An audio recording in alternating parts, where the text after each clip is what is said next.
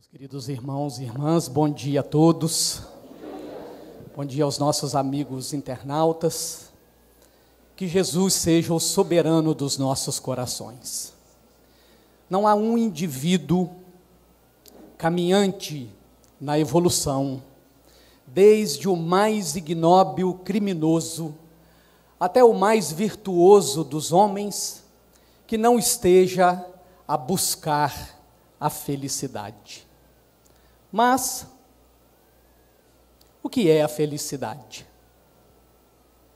A felicidade é um estado durável de plenitude, satisfação e equilíbrio físico e psíquico, em que o sofrimento e a inquietude são transformados em emoções ou sentimentos que vão desde o contentamento até a alegria intensa ou o júbilo. Estamos enquadrados, manifesta-se em nós este tipo de felicidade? Vamos buscar na filosofia o que ela propõe como felicidade. Segundo Aristóteles, a felicidade é um estilo de vida. O ser humano precisa exercitar constantemente o melhor que tem dentro dele. É preciso cultivar também a prudência de caráter e ter um bom daimon, boa sorte, para alcançar a felicidade plena. Por isso, a sua tese é conhecida como eudaimonia. Nos encaixamos neste conceito de felicidade? A felicidade, segundo Epicuro. Epicuro era um filósofo grego que teve muitas contradições com os filósofos metafísicos. A diferença entre eles é que ele não acreditava que a felicidade provinha somente do mundo espiritual, mas também tinha muito a ver com as dimensões terrenas. Ele postulou o princípio de que o equilíbrio e a temperança davam origem à felicidade. Essa abordagem se reflete em uma de suas grandes máximas: nada é suficiente para quem o suficiente é pouco. Ele acreditava que o amor, ao contrário da amizade, não tinha muito a ver com a felicidade. Nos encaixamos dentro deste conceito de felicidade? A felicidade, segundo Nietzsche, para ele, estar bem graças às circunstâncias favoráveis ou à boa sorte não é felicidade. Isto é uma condição efêmera que pode mudar a qualquer momento. Estar bem seria uma espécie de estado ideal de preguiça, onde não existem preocupações e sobressaltos. Em vez disso, a felicidade é força vital, espírito de luta contra todos os obstáculos que restringam a liberdade e a autoafirmação. Então, ser feliz é ser capaz de provar dessa força vital, através da superação de dificuldades e criando formas diferentes de viver. Nos encaixamos dentro deste conceito de felicidade? A felicidade para José Ortega y Gasset.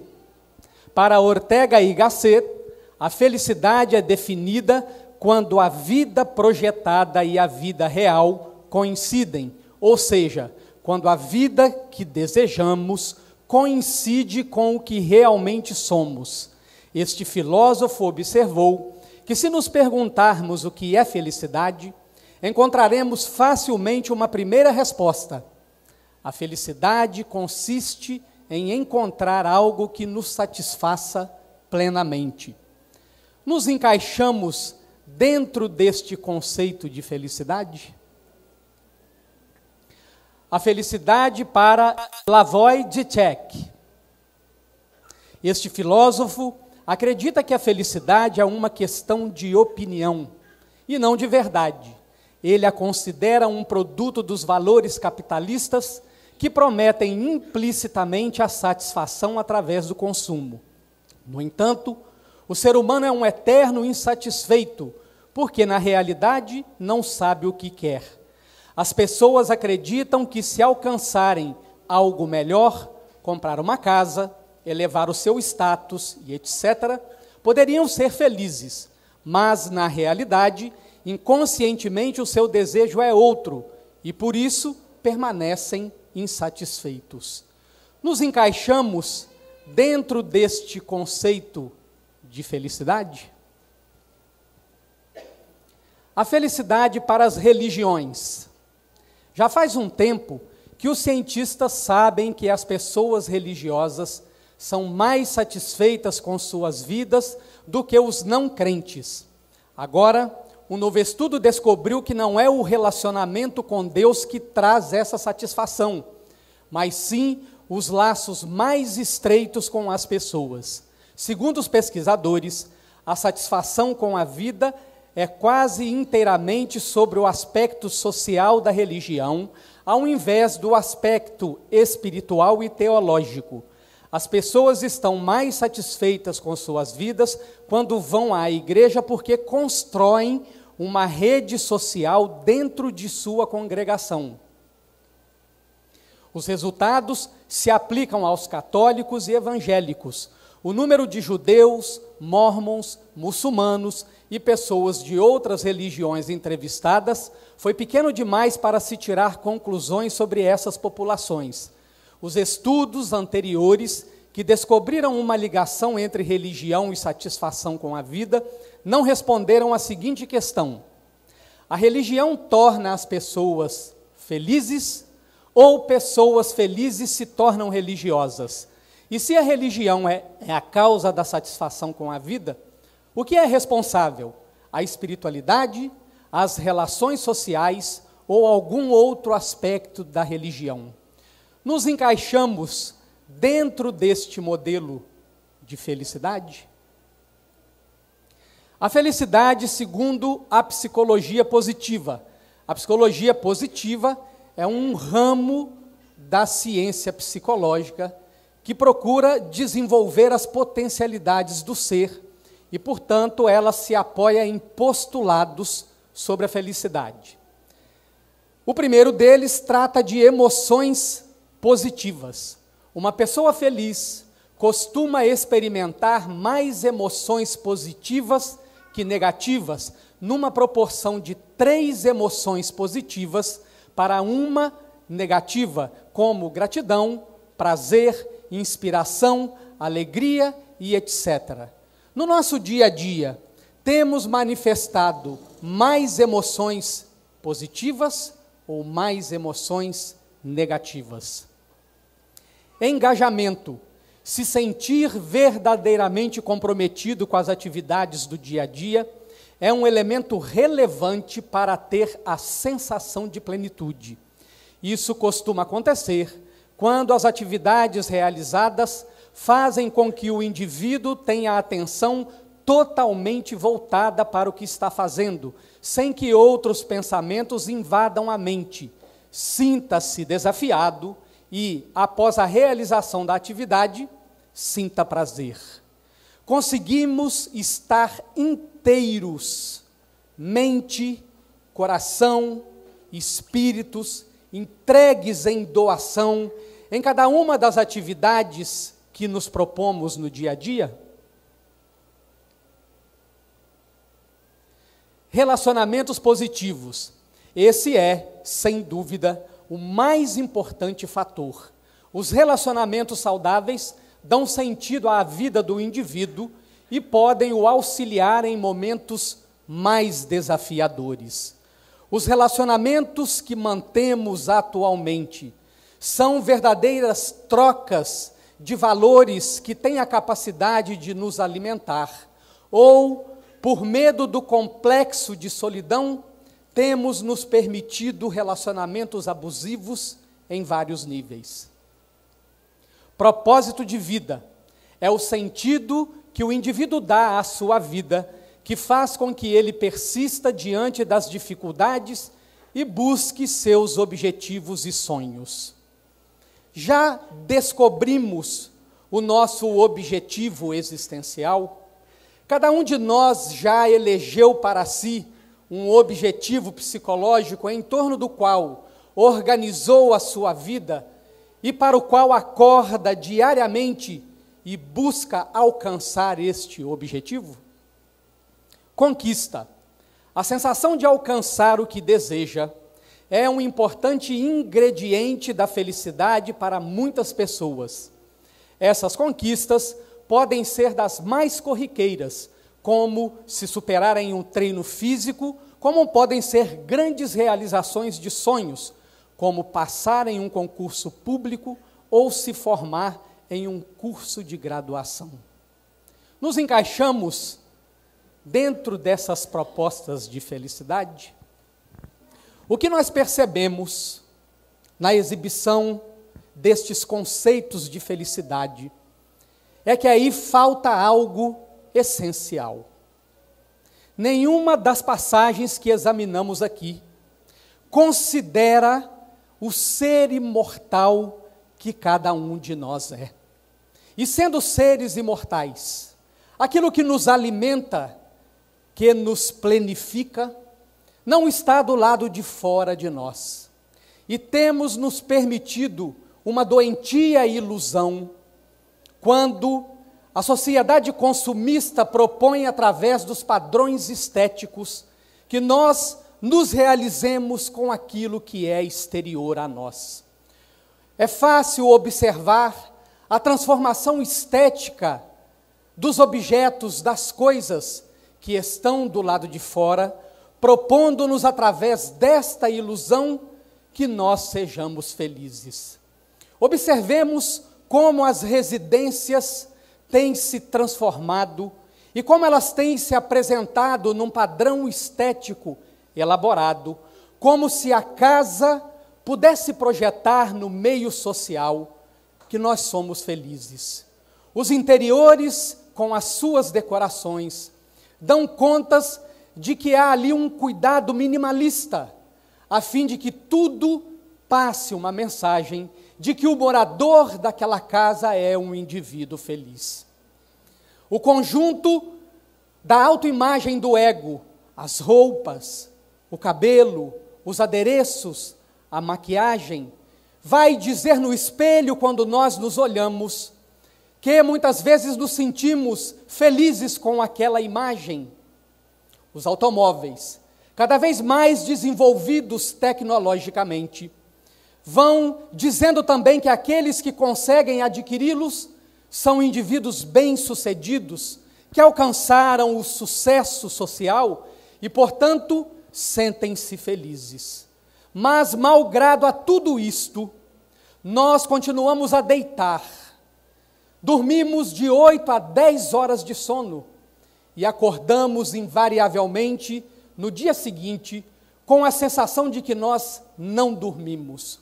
Um cansaço que nós não sabemos dizer de onde vem, continua a nos visitar diariamente, cobrando-nos a atenção para o nosso mundo íntimo, que continua gritando em altos brados, chamando a atenção para os nossos conflitos internos, para que nós possamos nos compreender dentro deste cenário da sociedade humana em tempos de transição planetária, para que então nós possamos parar e refletir: quem sou eu?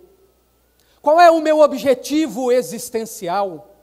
Quais são os valores que norteiam os meus passos no meu dia a dia? O que é que eu tenho trazido para alimentar o ser eterno que sou?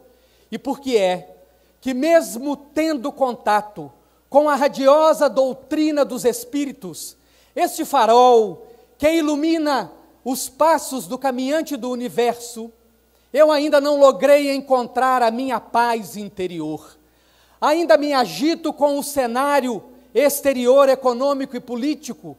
Tenho medo da violência? Não encontrei ainda uma condição em que nada do lado de fora seja capaz de alterar o meu estado interior. Temos buscado nos alimentar com estes valores exteriores e nos esquecemos que, sendo filhos da luz, filhos do amor, aí está o alimento por excelência. Sem nos auto-amar, nós não encontraremos a paz. Sem nos auto-amar, nós não nos pacificaremos. Sem nos auto-amar, jamais alcançaremos a condição de amar o nosso semelhante como a nós mesmos. E Jesus, mostrando-nos na passagem do filho pródigo, vai nos dizer de como é que nós ainda nos movimentamos, mesmo diante das claridades da doutrina dos Espíritos. Convido a todos a examinarem comigo um primeiro trecho da passagem do filho pródigo. Diz o texto: e disse, certo homem tinha 2 filhos. O mais novo deles disse ao pai: Pai, dá-me a porção que me cabe da propriedade. Ele repartiu os recursos entre eles. Não muitos dias depois, reunindo todas as coisas, o filho mais novo ausentou-se do seu país para uma região distante e lá dissipou a sua propriedade, vivendo dissolutamente. Depois de ele gastar todas as coisas, houve naquela região uma fome severa, e ele começou a passar necessidade. E partindo, associou-se a um dos cidadãos daquela região, que o enviou aos seus campos para apacentar porcos. Ele desejava saciar-se com as alfarrobas que os porcos comiam, mas ninguém lhe dava. Mas caindo em si, disse: quantos assalariados de meu pai têm abundância de pães, e eu aqui pereço de fome.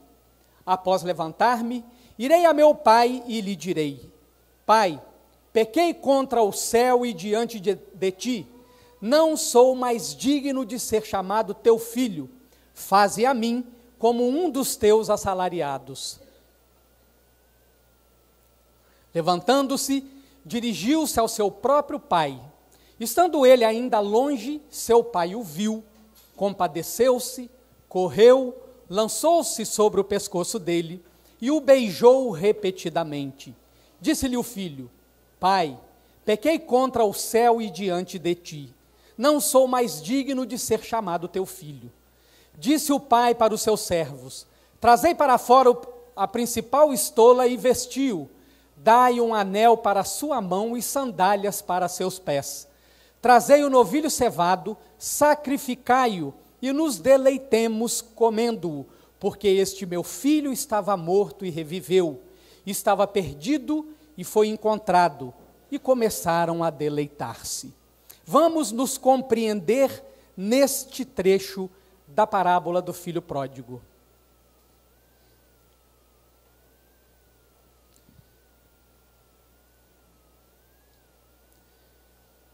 O filho mais novo ausentou-se do seu país, depois de pedir ao pai a porção que lhe cabe da propriedade. Ausentou-se do seu país. Nós não somos daqui. Nós não somos desta realidade material. Portanto, não há nada deste universo capaz de nos alimentar plenamente. Não há nada do universo material capaz de nos plenificar, de nos tornar integrais. Pedimos ao Pai a nossa parte da propriedade. E Leon Denis, na sua obra do problema do ser, do destino e da dor, vai nos falar das potências da nossa alma, 7 potências, que são a parte que nos cabe da propriedade. Deus nos deu a propriedade do pensamento, da consciência, da vontade, do livre-arbítrio, da dor do crescimento moral, da revelação que esta dor do crescimento moral é capaz de descortinar sobre a nossa realidade interior a verdade a qual o Cristo orientou que nós buscássemos a fim de que nos tornássemos livres. O amor. Eis a nossa parte da propriedade. Saímos do nosso país original, o mundo espiritual, o reino do absoluto, e estamos num caminho de retorno. Mas ao invés de utilizarmos esses recursos para nos purificar, nós estamos dissipando a nossa propriedade, vivendo dissolutamente. Estamos aplicando estes recursos para cair nesta ilusão, nesse engodo do consumismo, de que somos felizes porque temos uma bela casa, de que somos felizes porque ganhamos um belo salário, temos um belo carro, vestimos boas roupas, temos uma boa estética corporal.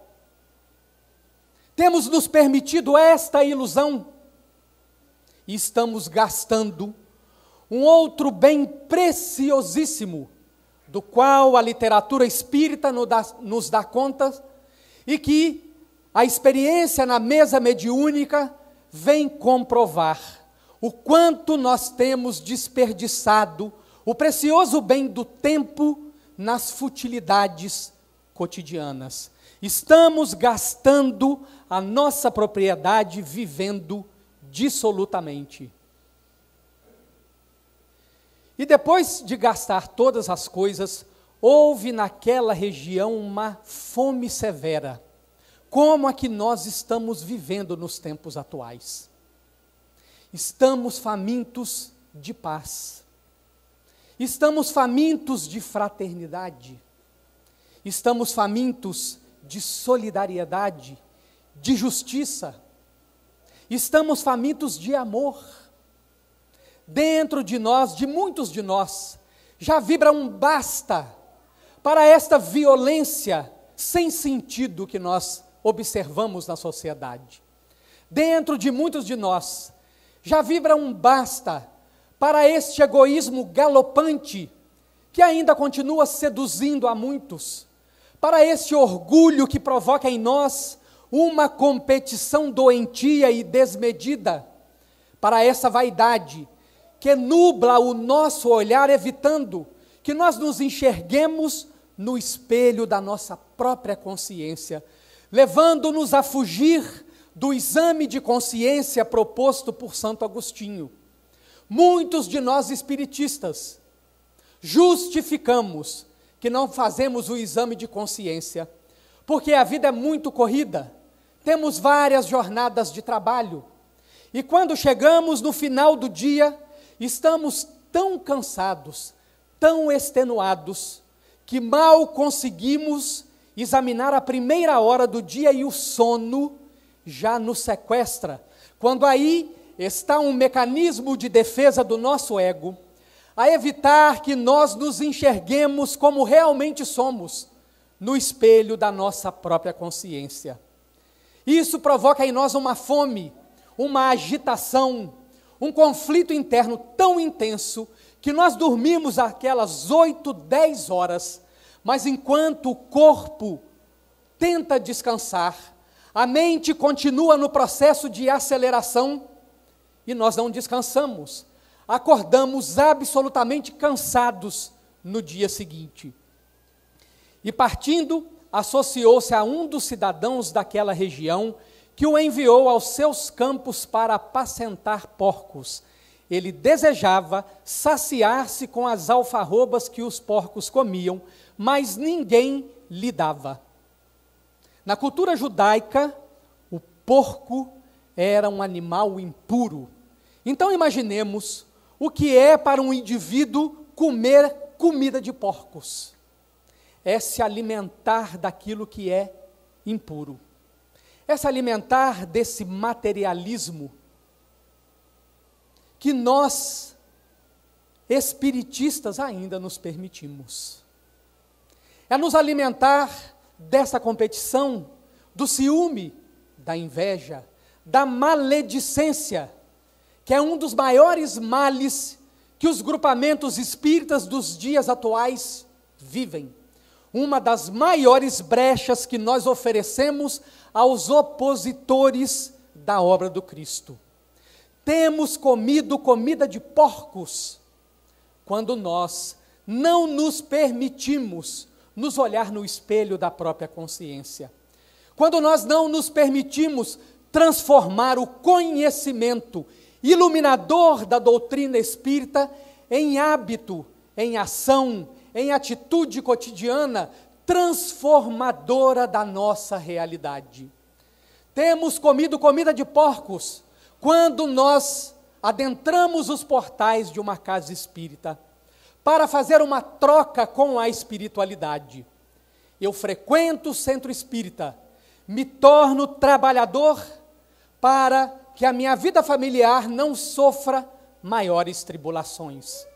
Me torno trabalhador de uma casa espírita para que o meu emprego, a minha renda, não sofra perda. E nunca se tratou disso, porque tudo nesta parte material da vida nada mais é do que uma experiência passageira, para que nós possamos aprender a adquirir os valores eternos, aqueles que nós levaremos pela eternidade, para onde quer que nós formos. Somos herdeiros das estrelas. A nossa herança é um dia sermos guias de orbes, governadores de planetas, governadores de sistemas solares, governadores de galáxias, e nós temos trocado deliberadamente este futuro glorioso por comida de porcos. Mas caindo em si, como é importante cair em si. O indivíduo que cai em si, tomou consciência de si mesmo. Se nós tivermos o cuidado de examinar os discípulos no Evangelho de Jesus, nós vamos vê-los ainda iludidos, brigando, competindo entre si. E naquele dia em que Jesus é preso, ele avisa a Pedro que lhe houvera prometido que estaria com ele, ainda que fosse até o momento da morte. E Jesus lhe diz: esta noite, antes que o galo cante, tu me negarás 3 vezes. E quando Pedro expressa a terceira negação e o galo canta, Pedro caiu em si. Quando nós examinamos o Pedro do Atos dos Apóstolos, nós nos damos conta de um outro homem, com outro padrão mental, com outro comportamento psicológico, uma mudança visível, palpável, entre o Pedro discípulo para o Pedro apóstolo, o momento em que ele cai em si.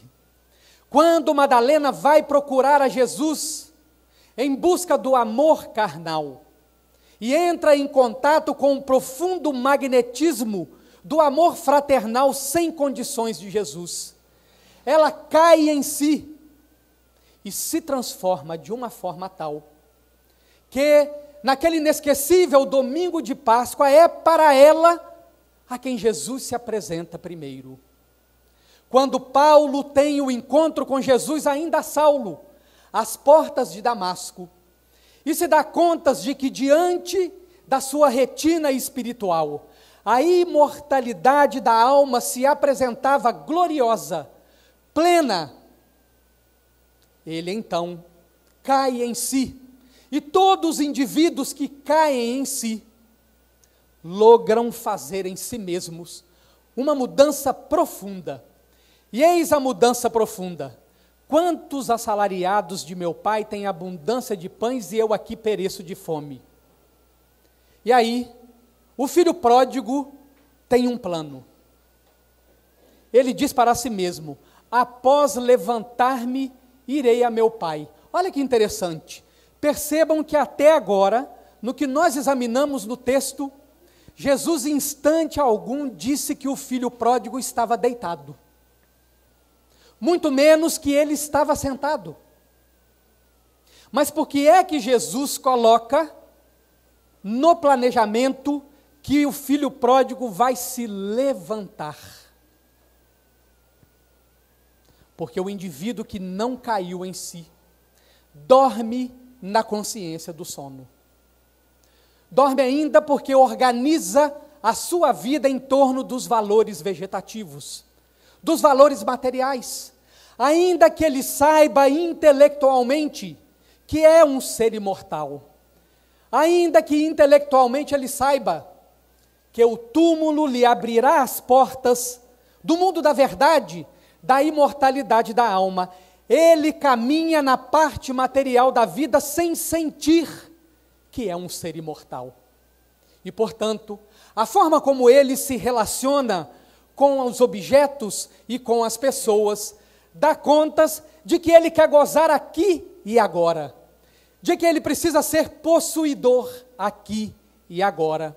Quando Jesus asseverou diante de Pilatos que o reino dele não é deste mundo. O indivíduo que toma consciência que é um ser imortal, ele se levanta. Ele se levanta espiritualmente, estava deitado na consciência de sono, e agora a sua consciência despertou. Não mais a nível intelectual apenas, mas despertou o seu self, o Deus imanente que jaz latente dentro de cada um de nós. O Cristo cósmico que jaz latente dentro de cada um de nós, o reino de Deus, que na forma de um protótipo, aguarda o despertar da nossa consciência, na linguagem de Jesus, o levantar-se, para que possa ir até o Pai e lhe dizer: Pai, pequei contra o céu e diante de ti, não sou mais digno de ser chamado teu filho, faze a mim como um de teus assalariados. Quantos projetos, quantos planos nós deixamos ficar pelo meio do caminho? Quantas propostas nós deixamos perder diante do primeiro obstáculo, da primeira dificuldade? Não conseguimos levar adiante, porque ainda não nos aplicamos no esforço da vontade, aquele mesmo esforço de vontade, a que os Espíritos respondem a Kardec na questão 909 de O Livro dos Espíritos, quando Kardec questiona se é possível ao homem dominar as suas más inclinações pelos seus próprios esforços. Sim, e muitas vezes com esforços muito insignificantes. O que lhe falta é a vontade. Ah, quão poucos dentre vós fazem esforços. É a falta deste esforço que nos faz desistir diante dos obstáculos. O filho pródigo fez um plano. Eu quero ser diferente. Renova-me, Senhor Jesus. Já não quero ser igual. Diz a letra da canção. É o plano. Levantando-se, planejou, executou, dirigiu-se ao próprio pai. Estando ele ainda longe, seu pai o viu, compadeceu-se, correu, lançou-se sobre o pescoço dele e o beijou repetidamente. Disse-lhe o filho, confessando, assumindo-se, aceitando-se, sem julgamentos, sem culpas, sem justificativas, conforme nos diz Joana de Ângeles, na introdução da obra O Ser Consciente, apenas descobrindo-se. Pai, pequei contra o céu e diante de ti, não sou mais digno de ser chamado teu filho. Disse o pai para os teus servos. Quem são os servos do pai? Jesus, todos os anjos, todos os espíritos puros, todos os espíritos superiores que trabalham desde que Jesus esteve aqui, disparando a transição planetária, para nos trazer neste momento, em que cada um de nós, ao cruzar os pórticos de uma casa espírita, atravessamos a porta de Damasco. Atravessar a porta de Damasco não é o problema. O problema é nos manter para depois da porta de Damasco. O problema é não desistir diante dos desafios da autoiluminação. É não desistir diante da iniquidade que a sociedade expressa nos dias atuais e que tem esfriado a fé de muitos, conforme Jesus alertara no sermão profético no Evangelho de Mateus, em seu capítulo 24. Os servos que trabalharam porque eles fizeram a melhor escolha quando tomaram contato com o Evangelho de Jesus lá atrás. Mas como nós somos parte da família espiritual deles, eles não desistiram de nós e continuam trabalhando arduamente para que nós possamos agora fazer o que não fizemos outrora: eleger Jesus, o soberano do nosso coração. Abrir mão da nossa vontade, da vontade do ego, para elegermos a vontade do Pai como a diretriz soberana das nossas vidas. É preciso se confessar, é preciso se aceitar, é preciso se enxergar, se sentir, se ouvir, perceber-se deitado, para que se possa levantar. Trazei para fora a principal estola e vestiu, dai um anel para sua mão e sandálias por seus pés. Trazei o novilho cevado, sacrificai-o e nos deleitemos. Ora, que curioso, Jesus coloca coisas materiais para o filho pródigo, em perfeita consonância com o Evangelho de Mateus, capítulo 6, versículo 34.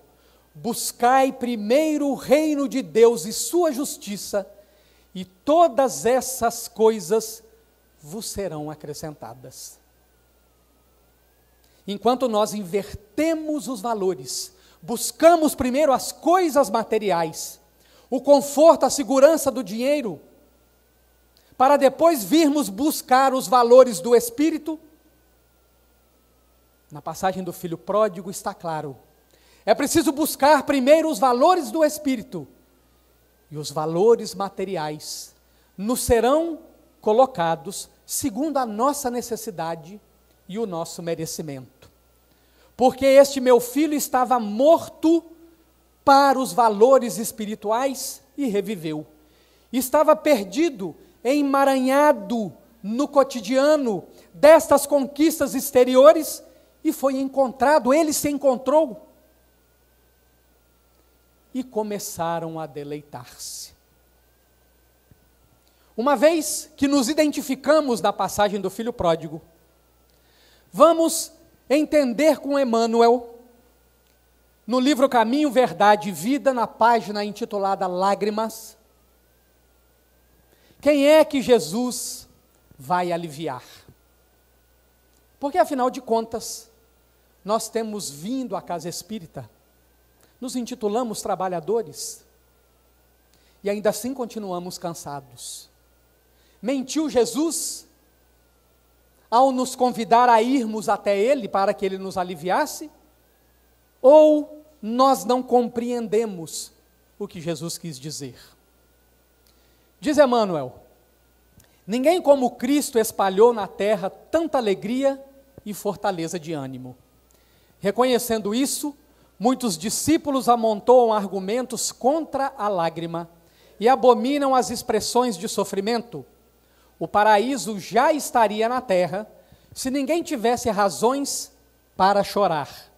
Considerando assim, Jesus, que era o mestre da confiança e do otimismo, chamava ao seu coração todos que estivessem cansados e oprimidos sob o peso dos desenganos terrestres. Então temos aqui o primeiro parâmetro que, nos levando a Jesus, nos trará alívios. Eu preciso reconhecer que tenho guiado a minha vida, norteado os meus passos, ainda que eu seja frequentador de uma casa espírita, estudante da doutrina, por décadas, Mas se eu não encontro ainda a paz, a consciência tranquila, significa que eu estou sob o peso dos desenganos terrestres. Porque Jesus não vai me aliviar para que eu continue repetindo os mesmos erros. Jesus não vai me aliviar me produzindo força para que eu continue sendo agente da desolação. Agente da desolação? Mas como assim? Observemos o nosso comportamento nas redes sociais. Diante dos tempos que estamos vivendo, quando observamos irmãos em queda, temos ofertado a eles o benefício da nossa oração? Ou temos expressado um ódio sem justificativa para o espiritista? Mais do que isso, lideranças espíritas têm se posicionado numa postura de dissensão em relação àqueles que politicamente pensam diferente deles. Portanto, precisamos nos entender sob o peso de desenganos, para que a partir desses desenganos nós busquemos transformação real. Continua Emmanuel. Não amaldiçoou os tristes, convocou-os à consolação. Muita gente acredita na lágrima sintoma de fraqueza espiritual. No entanto, Maria soluçou no Calvário. Pedro lastimou-se depois da negação. Paulo mergulhou-se em pranto às portas de Damasco. Os primeiros cristãos choraram nos circos de martírio, mas nenhum deles derramou lágrimas sem esperança. Prantearam e seguiram o caminho do Senhor, sofreram e anunciaram a boa nova da redenção, padeceram e morreram leais na confiança suprema. O cansaço experimentado por amor ao Cristo converte-se em fortaleza. Vamos repetir.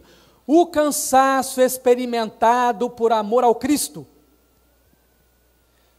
As nossas forças têm se exaurido por amor ao Cristo ou por amor a nós mesmos? Têm se exaurido na busca da conquista do reino de Deus dentro de nós? Ou no reino de Mamon fora de nós? A qual Senhor nós temos servido? Porque não se pode servir a dois senhores. É água e óleo, não se misturam. Ou eu sirvo aos deuses do materialismo,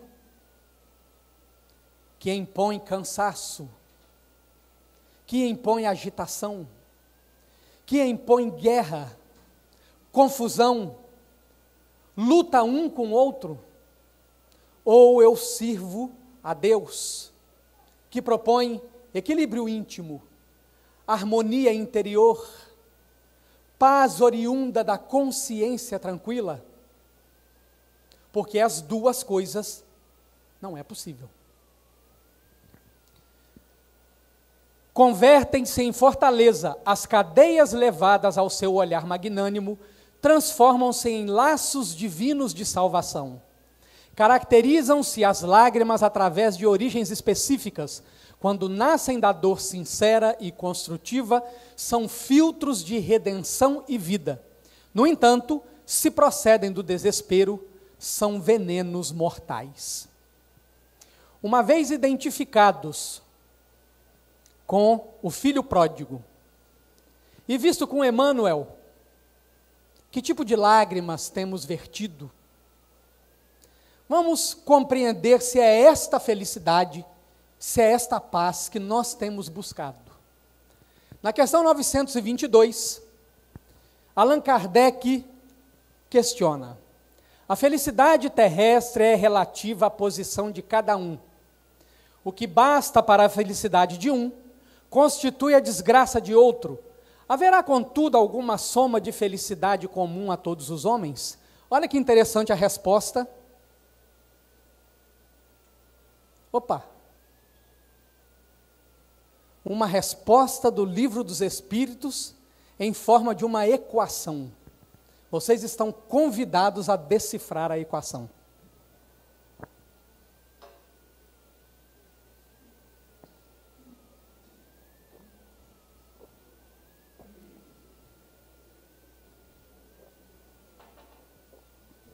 É uma equação simples. FT é igual PN sobre VM mais CT mais FF sobre VM. A junção disso daqui vai dar a felicidade que nós podemos alcançar na parte material da vida.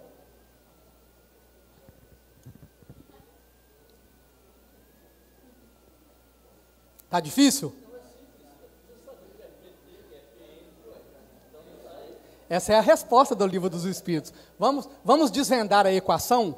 Felicidade terrestre é igual, em relação à vida material, a posse do necessário. Quando é que eu sei que eu estou com a posse do necessário? Quando a parte material da vida não me rouba a tranquilidade, não me agita, não me adoece, não me gera angústia, não me provoca conflito, ansiedade. Quando eu consigo botar a minha cabeça no travesseiro, durmo às 8, 10 horas diárias e acordo descansado. Pois é, seu Geraldo, com medo de perder? Buscai primeiro o reino de Deus e sua justiça, e todas essas coisas vos serão acrescentadas. Se nós estamos com medo de perder, significa que não estamos buscando o reino de Deus e sua justiça primeiro. Em relação à vida moral, consciência tranquila, que é quando as minhas escolhas se aproximam do Evangelho de Jesus. Questão 621 de O Livro dos Espíritos. Onde está gravada a lei de Deus? Na consciência. Então eu já tenho o Evangelho no meu psiquismo profundo. Se eu escolho distante do Evangelho, eu entro em conflito comigo mesmo. Se eu escolho me aproximando do Evangelho, eu tenho consciência tranquila. E fé no futuro. E precisamos nos perguntar, é esta a felicidade que nós buscamos? Temos educado os nossos filhos para esta felicidade? Porque senão, estamos construindo em nós e nos nossos filhos um castelo de ilusões, que a morte se incumbirá de destruir, pedra sobre pedra. Lembram das palavras de Jesus no sermão profético? Quando ele sai do templo de Salomão, ele diz aos discípulos: não sobrará pedra sobre pedra que não seja derribada. O templo era um símbolo de uma religiosidade exterior, de uma ilusão. Desta mesma ilusão que muitos de nós temos nos permitido. Porque a verdadeira religiosidade é aquela que se manifesta no nosso sentimento. Aquela que nos faz olhar uns para os outros como irmãos. E não como adversários, como competidores. E aí, para nós ajustarmos o nosso foco,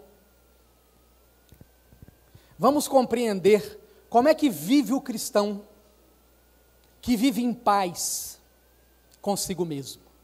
O cristão que conseguiu conectar o seu coração ao Evangelho. Aquele que agora se norteia pelo Evangelho de Jesus. Está lá, na segunda epístola de Paulo aos Coríntios, no item 4. Diz Paulo: não proclamamos a nós mesmos, mas o Cristo Jesus, Senhor. Olha que reflexão profunda para nós espíritas. Quando nós ocupamos a tribuna espírita, é o Cristo que está a nos servir ou nós estamos servindo ao Cristo? Quando numa mesa mediúnica eu ofereço a minha instrumentalidade para a manifestação dos sofredores ou daqueles que já se iluminaram, eu estou ali para que o Cristo me sirva ou para eu servir ao Cristo? Quando estou evangelizando os pequeninos, eu estou ali para que o Cristo me sirva ou para eu servir ao Cristo? Porque nós não podemos proclamar a nós mesmos, mas a Cristo Jesus, Senhor. Quanto a nós mesmos, apresentamo-nos como vossos servos por causa de Jesus. Porquanto Deus que disse, do meio das trevas brilha a luz, foi Ele mesmo quem reluziu nossos corações, para fazer brilhar o conhecimento da glória de Deus que resplandece a face do Cristo. Em tudo somos atribulados, mas não angustiados, perplexos, mas não desanimados, perseguidos, mas não desamparados, abatidos, mas não destruídos. Em tudo somos atribulados. Tudo do lado de fora é caos. Tudo do lado de fora é inconstância, incerteza, impermanência. Mas ainda com todo esse cenário anterior e exterior, aquele que se conectou com o Evangelho não sente angústia. Perplexos de ver o comportamento daqueles que se dizem cristãos, e nós precisamos ter a seguinte consciência: alguém está aqui hoje obrigado? Tem alguém que veio aqui hoje obrigado? Não. Alguém se intitula espírita porque foi obrigado a fazê-lo? Porque Jesus não quer escravos. Jesus quer servos livres e conscientes. Então, ficamos perplexos com o comportamento de companheiros, mas não desanimamos. Perseguidos, mas não desamparados, porque os servos do Pai, na imagem do Filho pródigo, laboram a nosso favor. Abatidos, porque o trabalho de autoiluminação cansa, a dor do crescimento moral cansa, mas não destruídos. Ora, mas que visão de Paulo!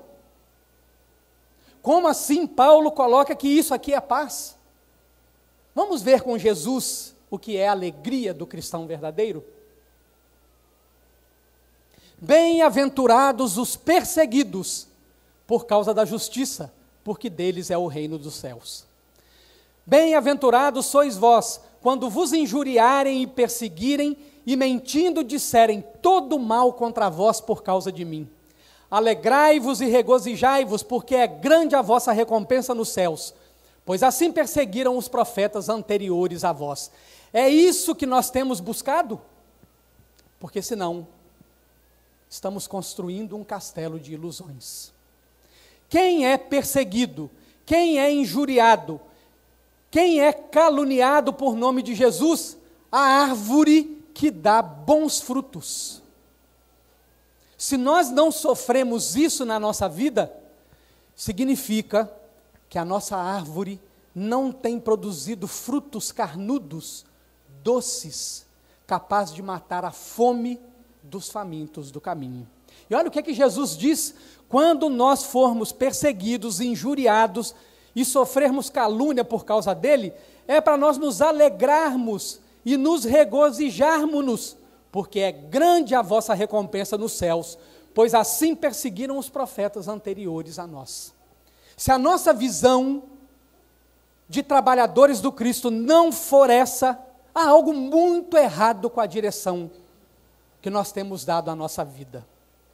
E vamos compreender agora o prêmio, para nós concluirmos o trabalho.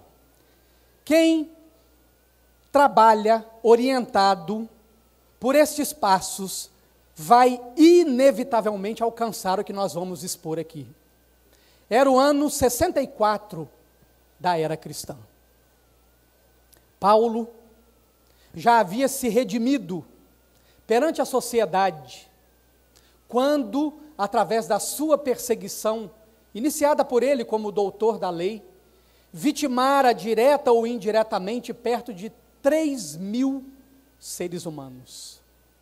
Encontra-se com Jesus às portas de Damasco e tem a linda trajetória narrada por Emmanuel na obra Paulo e Estevão. Depois de laborar intensamente, de se autoiluminar, de despertar o reino de Deus dentro de si, ele é decapitado. Acorda no mundo espiritual, meio confuso, faz uma oração, sua visão espiritual se abre, e ele vê Ananias e todos os cristãos martirizados na véspera no circo romano. Abraçam-se, chorando de emoção. E Ananias lhe pergunta: qual é o seu desejo, Paulo? E ele pede que retornem a Jerusalém, o grande palco onde o seu mestre havia sido sacrificado. Numa caravana espiritual, vão passando de igreja a igreja, cada uma delas fundada pelo esforço da vontade dele, chegam a Jerusalém e vão ao Gólgota. A cena que nós vamos ver descrita aqui é a cena do momento em que eles estão no Gólgota orando. Desenhou-se então na tela do infinito um quadro de beleza singular, como se houvesse rasgado a imensurável umbela azul. Surgiu na amplidão do espaço uma senda luminosa e 3 vultos que se aproximavam radiantes. O mestre estava no centro, conservando Estevão à direita e Abigail ao lado do coração. Deslumbrado, arrebatado, o apóstolo apenas pôde estender os braços, porque a voz lhe fugia no auge da comoção.